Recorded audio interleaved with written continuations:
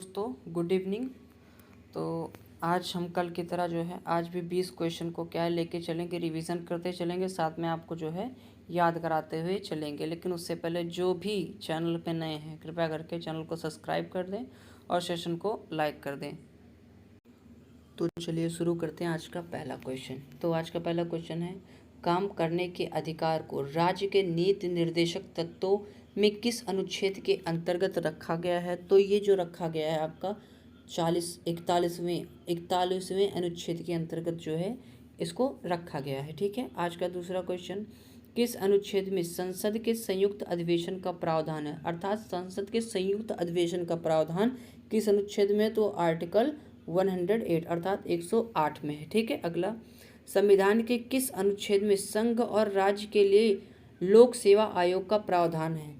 तो ये आपका आर्टिकल 315 में जो है एक प्रावधान किया गया है कि संघ और राज्य के लिए एक लोक सेवा आयोग का गठन किया जाएगा। अगला देख लेते हैं इसी क्रम में, महान्यायवादी की नियुक्ति किस अनुच्छेद के अंतर्गत की जाती है? तो महान्यायवादी की नियुक्ति आर्टिकल 76 अर्थात 76 अनुच्छेद 76 के अंतर्गत की जाएगी, ऐसा संविधान में वर्णित है। अगला, राजस्थान के कौन से दो जिले एनसीआर में आते हैं? एनसीआर में आते हैं आपका अलवर और भरतपुर। अच्छा, इससे पहले अब जान लेते हैं एनसीआर क्या होता है। एनसीआर मतलब वे राज्य या वह क्षेत्र होता है जो किसी राज्य की सीमा पर होते हैं, अर्थात सीमा से सटे राज्य को क्या कह सकते हैं? हम एनसीआर कह सकते हैं। ठीक है।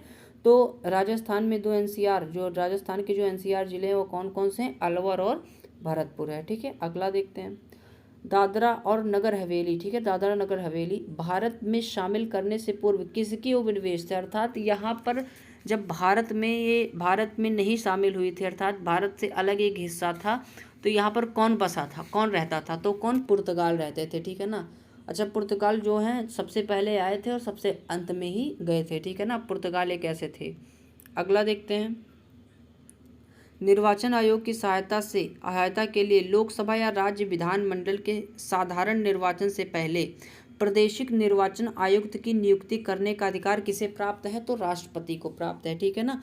प्रादेशिक जो है आयुक्त की, चुनाव आयुक्त के अधिकार किसको प्राप्त है? मतलब प्रादेशिक निर्वाचन आयुक्त की नियुक्ति करने का अधिकार किसको प्राप्त है? तो राष्ट्रपति जी को प्राप्त है। ठीक है ना, माननीय राष्ट्रपति। अच्छा, माननीय राष्ट्रपति इस समय प्रेजेंट में राष्ट्रपति कौन है? तो द्रौपदी मुर्मू जी हैं। ठीक है ना। और इससे पहले राष्ट्रपति कौन था? तो रामनाथ कोविंद जी थे। अगला देख लेते हैं, गैर राजनीतिक संगठन भारतीय किसान यूनियन किस राज्य में सक्रिय है? तो उत्तर प्रदेश में। ठीक है ना।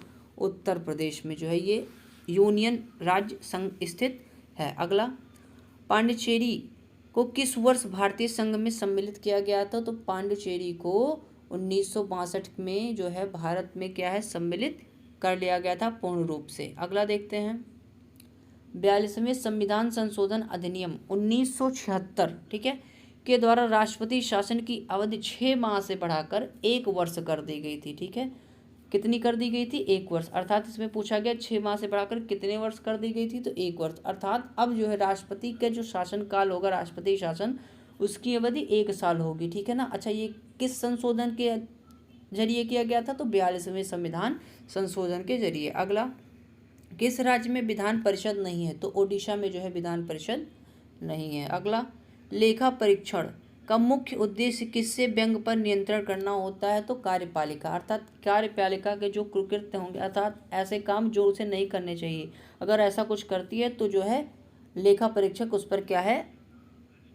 उचित कार्यवाही कर सकता है। ठीक है। अगला, सरकारिया आयोग की सिफारिशों का संबंध है किससे? है केंद्र व राज्य के बीच संबंधों से। ठीक है ना। केंद्र व राज्य के बीच संबंधों से इसका संबंध है। ठीक है। अगला, भारत के नियंत्रक एवं महालेखा परीक्षक अपना प्रतिवेदना देता है, किसको देता है? राष्ट्रपति को।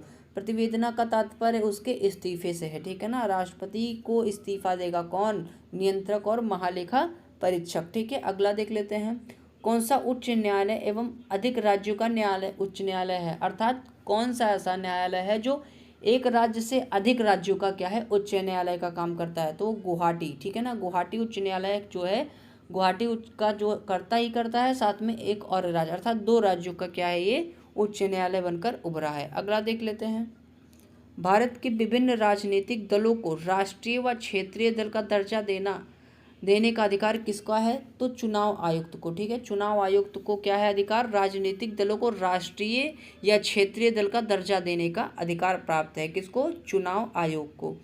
भारत में प्रजातंत्र इस तथ्य पर आधारित है कि जनता को सरकार को चुनने तथा बदलने का अधिकार है। अर्थात प्रजातंत्र का मतलब क्या होता है? कि प्रजा द्वारा किया गया शासन। तो प्रजातंत्र का ये भी तात्पर्य होगा कि प्रजा ही राजा को चुने और राजा को उसके पद से हटा दे। अर्थात जनता को जो है स्वतंत्र रूप से सरकार चुनने का पूर्ण रूप से अधिकार प्राप्त है। ठीक है, अगला, भारत के किस राज्य में सर्वप्रथम कोई महिला मुख्यमंत्री बनी थी? तो कौन? उत्तर प्रदेश। ठीक है ना, उत्तर प्रदेश ऐसा राज्य है जिसमें प्रथम मुख्यमंत्री, महिला मुख्यमंत्री और प्रथम गवर्नर, ठीक है ना, दोनों बनी थी। तो प्रतिभा देवी सिंह पाटिल जो है आपकी प्रथम गवर्नर थी और मुख्यमंत्री सुचित्रा कृपलानी जी थी। ठीक है, आगे देखते हैं। आगे है, भारत के प्रथम लोकसभा अध्यक्ष कौन थे? तो जीवी मावलंकर। ये क्वेश्चन कई बार परीक्षाओं में देखने को मिला है, तो कृपया करके इसको जो है इम्पोर्टेंट कर लेते हैं और अच्छे से आप इसको याद कर लेंगे। अगला, संविधान निर्मात्री सभा में झंडा समिति के अध्यक्ष कौन थे? तो झंडा समिति के अध्यक्ष जो है डॉक्टर जेपी कृपलानी जी या फिर डॉक्टर राजेंद्र प्रसाद, इन दोनों में से कोई भी है तो आपका सही होगा, लेकिन प्रायोरिटी आपको जेपी कृपलानी जी पर ही देनी होगी। तो इसी के साथ आज का सेशन जो है, आज की वीडियो समाप्त होती है। कल फिर से मिलेंगे 20 इंपॉर्टेंट क्वेश्चन के साथ। और अगर वीडियो आपको इन्फॉर्मेटिव लगी हो तो कृपया करके इसको लाइक, शेयर, सब्सक्राइब बिल्कुल कर दें। इसी के साथ जय हिंद।